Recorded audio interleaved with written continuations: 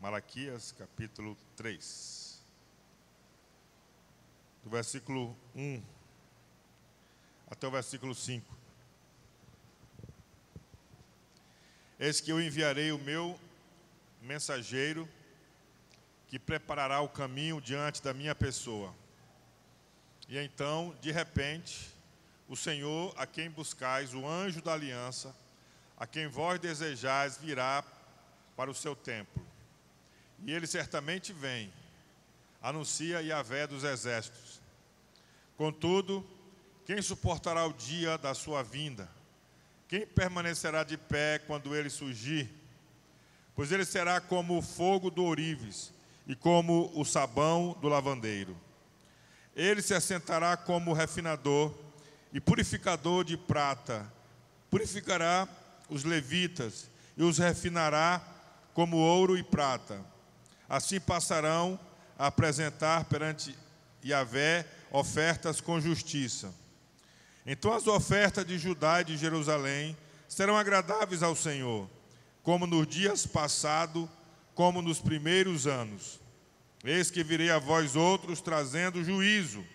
Muito em breve haverei de testemunhar contra os feiticeiros, contra os adúlteros, contra os que mentem e juram falsamente, e contra todos quantos exploram os trabalhadores em seus salários, que oprimem os órfãos e as viúvas e privam os estrangeiros dos seus direitos, demonstrando total falta de temor e respeito à minha pessoa, proclama o Senhor dos exércitos. Glória a Deus. Você pode se assentar? Amém. Coloque a mão no seu coração. Senhor Deus, amado Pai, fala a cada coração através da Tua palavra nesse momento. Dá entendimento a cada ouvinte para compreender o que vai ser falado nessa noite. Mas também, ó Deus, me capacita, Pai, a falar a Tua palavra, a partilhar o pão da vida, com todo o sabor que ele tem, em nome do Senhor Jesus. E alimenta nessa noite ainda mais os corações, as almas, com a Tua poderosa e bendita palavra, em nome de Jesus. Amém. Amém? Bem, o nosso tema hoje, a busca do coração. A busca do coração ou a busca pelo Messias. Eu quero repartir essa palavra com os irmãos nessa noite. O profeta Malaquias, ele fala da vinda do desejado e esperado por todas as nações e por toda a nação, principalmente de Israel. Esse desejado e esperado, ele é designado o Cristo, o ungido, o Messias. Todos têm praticamente o mesmo significado. Nesse versículo 1 de Malaquias 3, eis que envio o meu mensageiro, que preparará o caminho diante de mim. De repente virá o seu templo, o Senhor, a quem vós buscais, o anjo da aliança, a quem vós desejais. Eis que ele vem, diz o Senhor dos exércitos. Então, não somente Israel, como esse texto demonstra, esperava o Messias, o ungido, o Cristo. Não somente Israel, mas todas as pessoas, eles desejam no seu coração encontrar algo que venha preencher, que venha satisfazer, que venha dar esperança, que venha dar ânimo, que venha trazer expectativas melhores para o seu coração. Nós estamos aí agora nesse tempo ainda de eleições, ou de eleição em nosso país. E aqueles candidatos que se apresentam como o Salvador, se apresentam como alguém que vai atender a necessidade dos mais necessitados. Esse tipo de candidato normalmente é o candidato do povão. São assim, atraídos a eles a atenção e a crença do povo, de modo geral. E de 4 em 4 anos a conversa ela pode variar, mas o assunto normalmente é o mesmo. Todo mundo espera um Salvador, todo mundo deseja um Messias, todo mundo deseja alguém ou algo que possa suprir, que possa confortar a sua vida e o seu coração. Então todos estão buscando de alguma forma, de algum modo, esse conforto aos seus corações, essa esperança às suas vidas. E o profeta Malaquias, ele fala da vinda do verdadeiro Messias, do verdadeiro Cristo, do ungido de Deus. É isso que ele está falando aqui nesse capítulo 3 do seu livro. E ele diz que antes que esse Messias aparecesse, viria um mensageiro poderoso, alguém que traria a mensagem que ele estava chegando. E esse alguém traria uma mensagem poderosa, uma mensagem que iria convencer, que iria trazer às pessoas um choque, um impacto tremendo. Então quando nós lemos o início dos evangelhos, dos 4 evangelhos, apareceu um homem anunciando que o Messias estava chegando. O nome dele era João Batista. Sim, esse homem foi um mensageiro enviado por Deus, profetizado em Malaquias. E a sua mensagem era a mensagem mais poderosa, era a mensagem mais transformadora, era a mensagem mais grandiosa que a humanidade poderia receber, de tal maneira que o próprio Jesus disse que ele era o maior dos homens.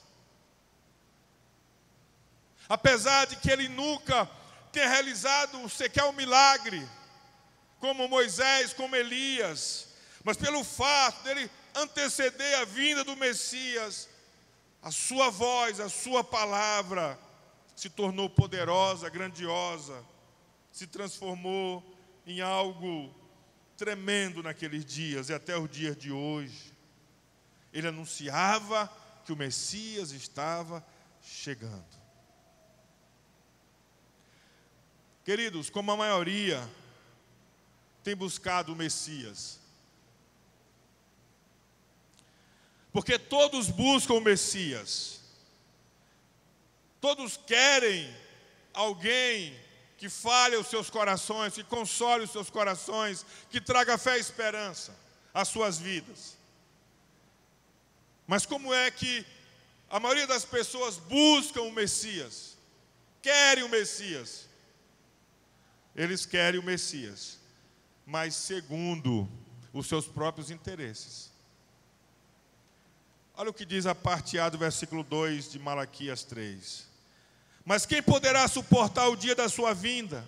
E quem poderá subsistir quando ele aparecer? O profeta pergunta a Israel em relação à vinda do Messias: quem pode suportar a sua vinda? Com a sua vinda, quem vai ficar de pé diante dele? Mas ele não é o desejado, ele não é o esperado. Por que essas perguntas do profeta? Simples. Aconteceu com Israel e acontece em nossos dias e vai acontecer ainda por muito tempo, até a consumação dos séculos. Israel esperava, queria um Messias político. Israel esperava um Cristo que chegasse e libertasse Israel do domínio dos romanos. Apesar de que há muitas profecias falando dessa grande libertação total, humana, mas também existem outras promessas acerca do Messias. Mas Israel, os seus escribas, os seus estudiosos, os seus teólogos, os seus pastores, os seus sacerdotes, os seus mestres, eles só enxergavam esse aspecto da libertação de Israel dos seus opressores. E eles só enxergavam esses textos na sua Bíblia da sua época. Até hoje, eles ainda esperam o seu Messias. Porque quando o Messias veio, de uma forma que eles não pensavam, de uma forma que eles não estavam esperando, o que eles fizeram? Eles rejeitaram e eles crucificaram o Messias, o seu Cristo, o seu Salvador, aquele que Deus havia enviado. Queridos, como a nação de Israel, muitos pensam no Messias, o Salvador, de um jeito que lhes agrada. E acaba que cada um termina abraçando o seu próprio Messias. Parece que nós vivemos uma época que existem muitos Messias, muitos Cristos, muitos ungidos. Cada pessoa fala de um Deus, e de um Deus diferente um do outro, de um Cristo diferente um do outro. Parece até que existem vários Cristos, quando na verdade, cada um acaba abraçando o seu próprio Messias. Israel, quando veio o verdadeiro Messias, Israel não abraçou, não aceitou o Messias, porque eles queriam um Messias diferente, um Messias dos seus próprios interesses. E ainda hoje nós vivemos essa realidade no coração humano. Muitos querem o Messias, mas o Messias de seus próprios interesses pessoais, e rejeitam o verdadeiro Messias de Deus. Estão perdendo o verdadeiro Messias de Deus. O Messias é um rei para o coração. Ainda no versículo 2. Mas quem poderá suportar o dia da sua vinda? E quem poderá subsistir quando ele aparecer? Porque ele é como o fogo do ourives, e como a potassa dos lavandeiros, ou o sabão. Versículo 3. Assentar-se-á como derretedor e purificador de prata. Purificará aos filhos de Levi, e os refinará como ouro e como prata. Eles trarão ao Senhor justas ofertas. O profeta está dizendo que o Messias viria para purificar. O Messias viria para limpar. O Messias viria para fazer uma limpeza profunda, no interior, no mais profundo, no mais íntimo. Como a soda, a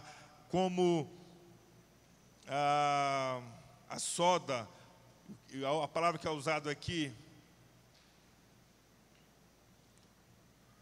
potassa dos lavandeiros. Como o fogo dos ourives, que derrete a prata e o ouro e fica e purifica, e tira a sujeira. O Messias, ele vem para limpar. O Messias é um rei para o coração.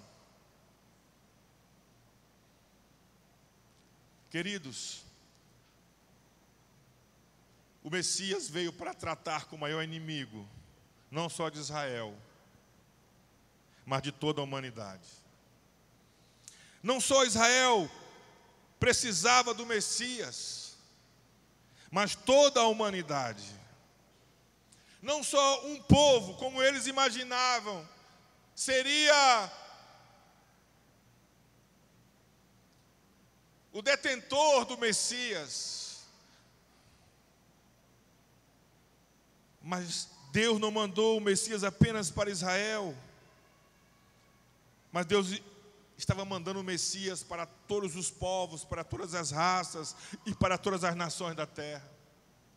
Por extensão, nós podemos dizer que o Messias, que Jesus o Cristo, ele não é apenas para a igreja, mas ele é para todos os povos, todas as raças, todas as línguas, todas as nações da terra. Jesus não é só de um povo, Deus não é só de um povo, Deus não é só de um povo exclusivo, mas Deus, ele enviou o Messias para todos os povos da terra. O propósito de Deus para todos ao enviar o Messias. A primeira vinda do Messias, que é Jesus, foi para julgar, não externamente os povos da terra e exaltar Israel como eles queriam sobre elas, sobre as nações. Ele veio para julgar o pecado em todo o coração humano, começando por Israel. O Messias veio para julgar o pecado em todo o coração humano. Ele veio para trazer novamente a presença perdida de Deus ao coração de todo homem, de todo ser humano. O Messias veio para salvar os homens de si mesmo, de seus próprios corações corrompidos. A vinda do Messias, o propósito da sua vinda, foi para tratar com o coração humano. Em João 12:47, Jesus disse: se alguém ouvir as minhas palavras e não as guardar, eu não o julgo. Ele não veio julgar as pessoas, porque eu não vim para julgar o mundo, e sim para salvá-lo. Eu vim para tratar com o coração humano, e eu vim para salvá-lo. O problema do homem é o seu coração. O nosso encontro com o Messias, revelado por João nos Evangelhos, trata no mais profundo do nosso ser, trata das maldades ocultas que existem dentro de nós, o que a Bíblia chama de pecado. O Messias trata do nosso coração. Em Marcos 7, 21 a 23, diz assim, o Senhor Jesus: porque de dentro do coração dos homens é que procedem os maus desígnios, a prostituição, os furtos, os homicídios, os adultérios, a avareza, a malícia, o dolo, a lascívia, a inveja, a blasfêmia, a soberba, a loucura. Ora, todos estes males vêm de dentro e contaminam o homem. Queridos, o pecado é abominável a Deus, aos nossos semelhantes. Mas o pecado nos segue e nos engana. Nós estamos com o pecado em nosso coração, fazendo mal contra Deus e os nossos semelhantes. Mas ao mesmo tempo o pecado nos engana de tal maneira que para nós parece que está tudo bem. Parece que para nós não há nada errado. O próprio pecado nos cega. E para que nós possamos enxergar o pecado dentro de nós, Deus precisa nos mostrar. Deus precisa nos revelar. Deus precisa tirar dos nossos olhos a venda, para que a gente possa ver, para que a gente possa enxergar, porque Ele é tão perfídio, Ele é tão maligno, que embora atolados nele, muitas vezes nós não o percebemos em nós mesmos. Sim, somos capazes de perceber no outro, somos capazes de perceber em outras pessoas, mas em nós mesmos dificilmente nós veremos, a não ser que o próprio Deus nos mostre, a não ser que o próprio Senhor nos faça ver.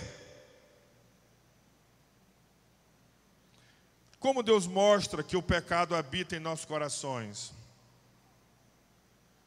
Deus entregou sua lei santa a Israel, sua lei santa, e a toda a humanidade, dizendo claramente o que era certo, o que era errado, o que era bom, o que era ruim. Através das suas leis, Deus deu a oportunidade para que nós o amássemos como nosso Criador.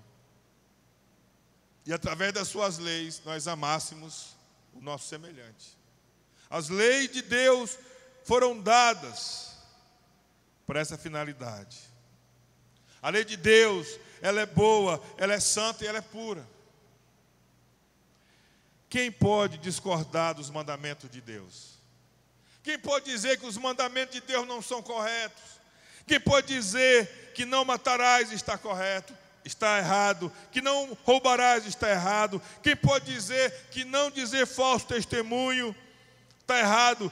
Quem pode dizer que não cobiçarás está errado? Quem pode se levantar contra o mandamento ame o seu próximo como a si mesmo? Ninguém. São mandamentos bons, puros, retos, justos. Porém, a lei, para ser efetiva e proveitosa, ela precisa proteger os que obedecem. E ao mesmo tempo, ela precisa punir os seus infratores. Toda lei feita com justiça punirá os transgressores. Eu estou falando da lei de Deus, que é justa, pura e santa. Mas em relação à lei de Deus, assim como Adão, o que toda a humanidade fez? Desobedeceu. Logo, se a lei é quebrada, desobedecida, o que a justiça pede?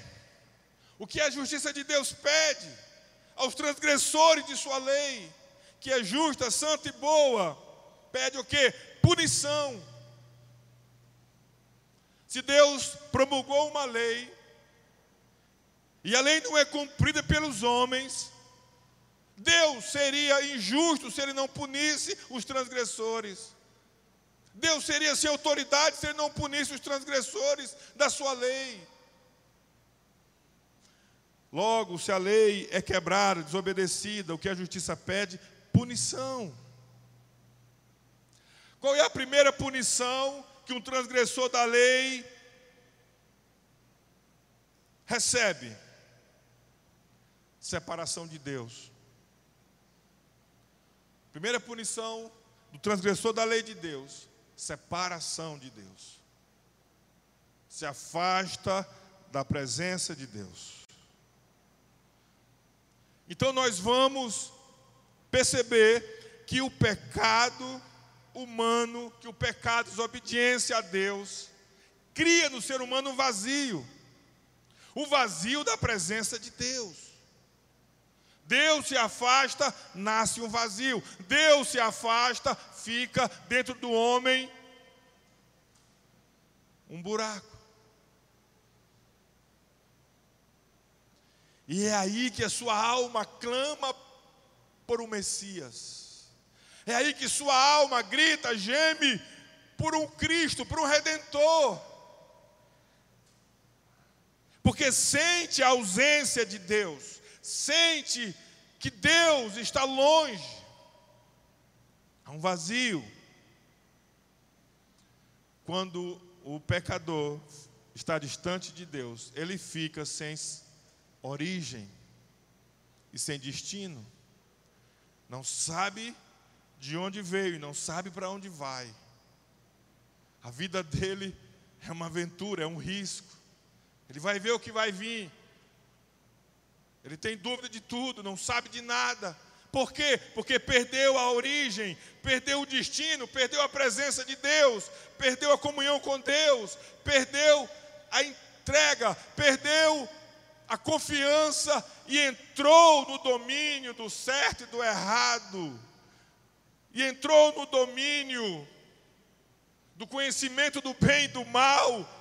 E ele mesmo começa então a buscar as soluções para a sua alma vazia, aflita, perdida, desamparada. E aí que entra o terrível engano do pecado. Se o homem anseia no seu mais profundo interior pela presença de Deus, como eu já falei, mas ele está vazio por causa do pecado, e se esse mesmo pecado separa o coração humano de Deus, o que o próprio pecado induzirá a fazer? Preencher o lugar de Deus em seu coração com qualquer outra coisa. É isso.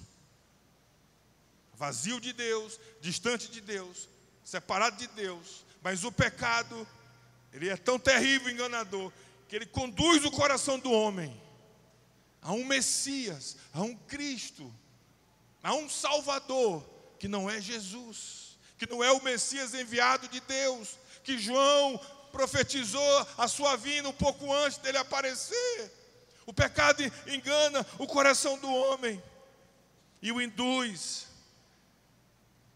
a preencher o lugar de Deus em seu coração com qualquer outra coisa, com a promessa que aquilo vai suprir, com a promessa que aquilo vai satisfazer, com a promessa que aquilo vai preencher.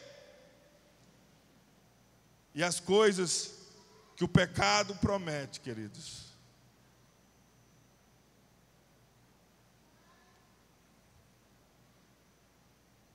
é algo que nasce dentro do coração do homem, desde quando ele sai do ventre da sua mãe.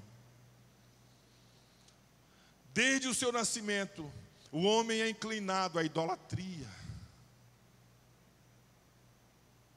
a colocar algo no seu coração que foi perdido com o pecado contra Deus.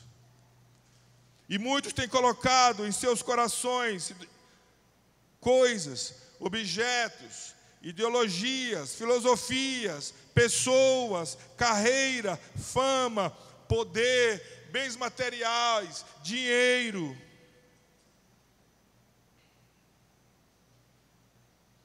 Mas o que acontece? Isso afasta o homem ainda mais de Deus, o deixa ainda mais distante de Deus. Mas como ele colocou algo no lugar de Deus, ele ainda é capaz, enganado pelo pecado, de falar para as pessoas em nome de Deus, como se ele fosse de Deus, sendo que ele está distante de Deus por causa da sua idolatria e por causa do seu pecado. Levantou-se uma cegueira diante dos seus olhos, ele não consegue ver, e ele não consegue enxergar. No versículo 3, na parte A de Malaquias, versículo 3: assentar-se-á como derretedor e purificador de prata, purificará os filhos de Levi e os refinará como ouro e como a prata. Eles trarão ao Senhor justas ofertas. Com a vinda do Messias, com a vinda de Cristo, de Jesus, ele trata o mais profundo do coração, revelando toda a malignidade, toda a maldade do coração. A vinda de Cristo impactou os homens de tal maneira que nós podemos fazer uma pergunta: se ele é o desejado, se ele é o buscado, por que eles crucificaram o Messias de Deus? Por que os homens, por que Israel, os romanos, por que os seres humanos levaram o Filho de Deus à morte de crucificação? Qual o motivo? Se eles desejavam, se eles queriam, se eles ansiavam. Por causa de seu pecado, de sua idolatria e do seu engano espiritual. O pecado leva o homem a matar Deus na história e a matar Deus em seu coração.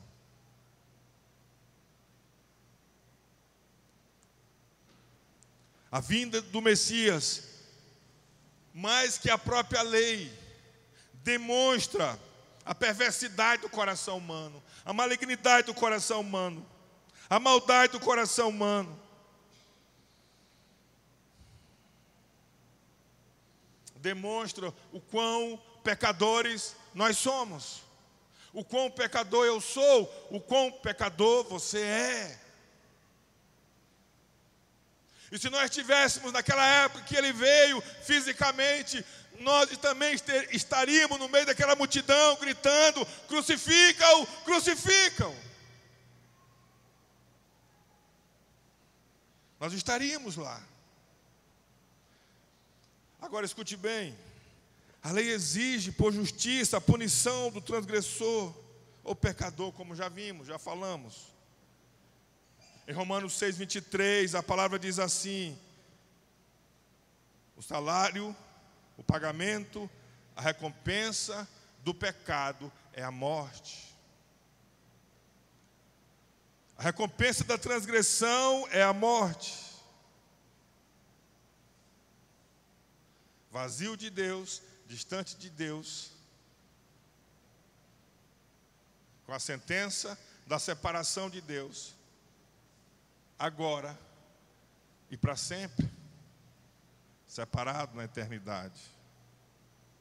Mas o Messias veio para libertar e saciar os corações. Escute bem, somos todos pecadores. E o fim disso é que todos morreremos, todos morremos e morreremos de novo. Estaremos para sempre afastados da presença de Deus, por causa que somos todos pecadores. Mas espere aí. Não se desespere por completo. O Messias veio para tratar disso. Na sabedoria de Deus, insondável, profunda e alta e larga, incomparável, o Messias veio para isso. Ele viveu sua vida reta e pura. Com a vida de Jesus, ele mostrou a nossa malignidade. Ele viveu como um filho de Deus e nós o rejeitamos, crucificando, rejeitando.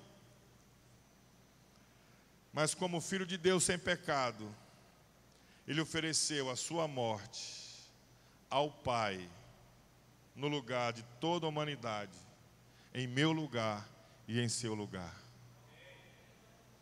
Em relação a mim e a você, a vida ou o sangue de Jesus pagou a dívida dos nossos pecados.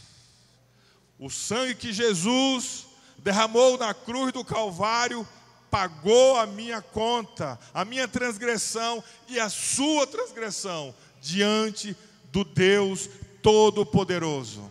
Foi com essa finalidade que o Messias veio, para nos limpar, nos purificar, como a soda, como a potassa, como o sabão, mas o nosso coração, o nosso interior, através do seu sangue, através da sua morte na cruz do Calvário. Você pode dizer glória a Deus? Romanos 3:20-25, São Paulo diz assim: visto que ninguém será justificado diante dele por obras da lei, em razão de que pela lei veio o pleno conhecimento do pecado. Mas agora, sem lei, se manifestou a justiça de Deus, testemunhada pela lei e pelos profetas. Justiça de Deus mediante a fé em Jesus Cristo, para todos e sobre todos os que creem, porque não há distinção, pois todos pecaram e carecem da glória de Deus, sendo justificados gratuitamente por sua graça, mediante a redenção que há em Cristo Jesus, a quem Deus propôs no seu sangue como propiciação como oferta, como sacrifício, mediante a fé, para manifestar a sua justiça, por ter Deus, na sua tolerância, deixado impune os pecados anteriormente cometidos. Você pode dizer glória a Deus? Querido, Jesus Cristo veio para ser o Rei de nossos corações. Versículo 4 de Malaquias 3. Então a oferta de Judá, de Jerusalém, será agradável ao Senhor, como nos dias antigos, como nos primeiros anos. Ao se tornar o Rei de nossos corações, quando Cristo se torna o Senhor do nosso coração, o Messias da nossa alma, isso viabiliza que ofereçamos a Deus uma adoração que se torna agradável diante dEle. Deus aceita o nosso culto, Deus aceita a nossa vida diante dEle, por causa do seu Messias, por causa do Redentor, por causa do Salvador.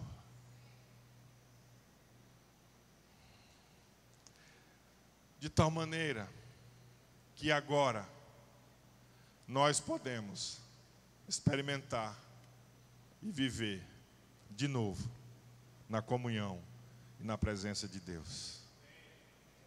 Você pode dizer glória a Deus?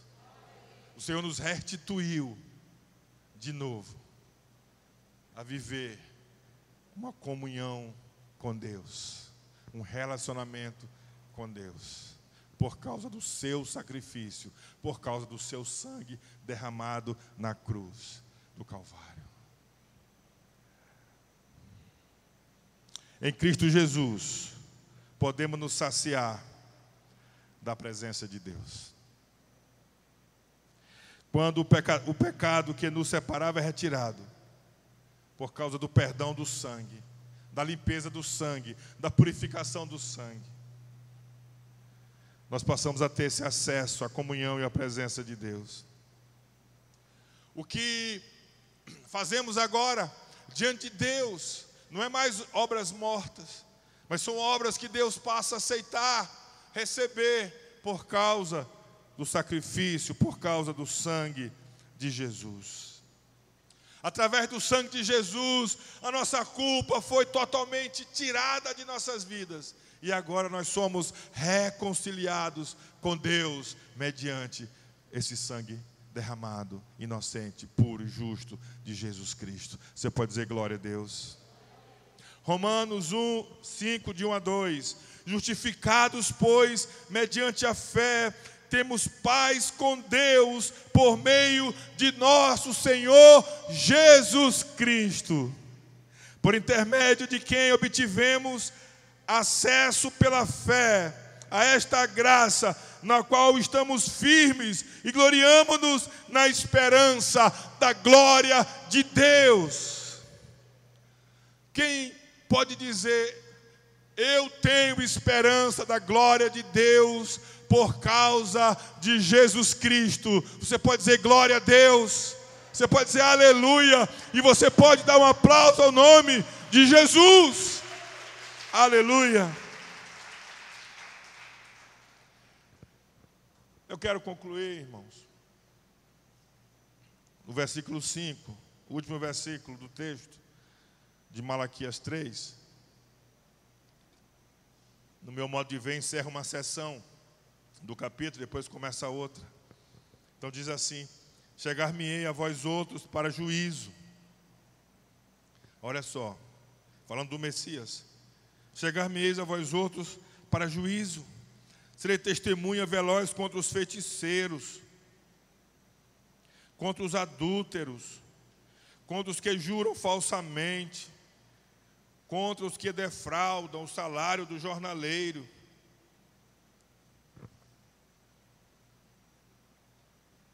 e oprime a viúva e o órfão, e torce o direito do estrangeiro, e não me temem, diz o Senhor dos exércitos. Aqui fala da segunda vinda. Primeira vinda, o Messias vem para tratar do coração. Mas na segunda vinda do Messias, ele vem como juízo, como juiz. E ele trará juízo, condenação sobre essa classe de pecadores e todas as classes de pecadores. E aqui alguns se destacam. Queridos, o Novo Testamento é bem claro que na segunda vinda, Jesus, o Messias, virá para estabelecer o seu reino, não somente como agora nos corações, mas aos olhos de todos. Ele virá para recompensar os que creram em sua primeira vinda, mas virá para julgar aqueles que não creram e não receberam a Ele como o seu Messias Salvador. Ele virá como justo juiz, e Ele punirá a todos que, mesmo sabendo de seus pecados, que eram pecadores, não aceitaram a oferta da sua graça. 1 Coríntios 6, 9 e 10. São Paulo apóstolo, é bem claro quando ele diz: ou não sabeis que os injustos não herdarão o reino de Deus? Não vos enganeis, nem impuros, nem idólatras, nem adúlteros, nem efeminados, nem sodomitas, nem ladrões, nem avarentos, nem bêbados, nem maldizentes, nem roubadores herdarão o reino de Deus. Aqueles que não se arrependeram dos seus pecados diante da graça oferecida pelo Messias serão punidos eternamente. Nós estamos no ano da graça de nosso Senhor Jesus Cristo. Ainda existe tempo para que todo pecador se arrependa e seja perdoado e possa gozar da presença de Deus em seus corações. Versículo 11 de 1 Coríntios 6. Tais fostes alguns de vós, mas vos lavastes, mas fostes santificados, mas fostes justificados em o nome do Senhor Jesus Cristo e no Espírito do nosso Deus. Amém. Ainda há tempo para o pecador se arrepender. Ainda há tempo para o homem se quebrantar diante do Messias e pedir a purificação dos seus pecados pelo sacrifício do Messias, pelo seu sangue derramado. Todos que me ouvem nesse momento, saibam disso. É tempo de arrependimento, é tempo da graça. As portas do Senhor, da graça, estão abertas para você e para o seu coração. Você precisa crer, você precisa receber o Messias como o seu Messias, como o seu Senhor, como o seu Salvador, Jesus Cristo. Quero convidar você a ficar em pé nesse momento.